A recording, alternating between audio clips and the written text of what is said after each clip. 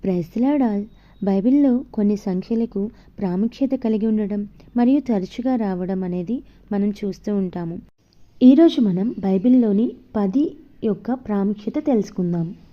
ఇశ్రాయేలుని విమోచించుటకు, ఐగుప్తు వారికి తీర్పు తీర్చుటకు దేవుడు వారి మీదికి పంపిన తెగుళ్ల సంఖ్య 10. సీనాయి పర్వతం మీద మోషే గారికి దేవుడు తన చేతి వ్రేలితో 2 రాతి పలకల మీద రాసిచ్చిన ఆజ్ఞల సంఖ్య 10. బబులోను దేశంలో దానియేలు మరియు తన స్నేహితులు ఆహార విషయంలో పరీక్షించబడిన దినముల సంఖ్య కూడా 10. మలాకి 3:10లో చూసినట్లయితే మందిరంలో ఆహారం నిమిత్తమై తేవలసిన భాగము 10వ వంతు.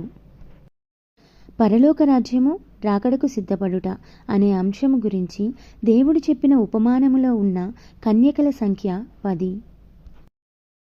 భలా నమ్మకమైన మంచి దాసుడా అని యజమానునితో అనిపించుకున్న దాసునికి ఇవ్వబడిన తలాంతుల సంఖ్య కూడా 10. ఏకమనసుతో మేడగదిలో 120 మంది కలిసి పరిశుద్ధాత్మకై ప్రార్థించిన దినముల సంఖ్య 10. కృతజ్ఞత చెల్లించుటకు తిరిగి వచ్చిన కుష్ఠరోగితో పాటు స్వస్థపడిన వారు 10 మంది. ప్రకటన గ్రంథం 2:10లో పోల్చబడిన శ్రమ దినముల సంఖ్య కూడా 10.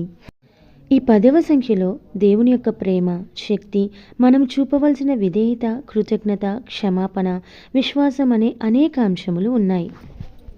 దేవుని చిత్తమైతే మరొక వీడియోలో కలుసుకుందాం. ఈ వీడియో మీకు ఎలా అనిపించిందో, ఇంకా మీ ప్రార్థన అవసరతలు కూడా కామెంట్ సెక్షన్లో తెలియచేయండి. God bless you all.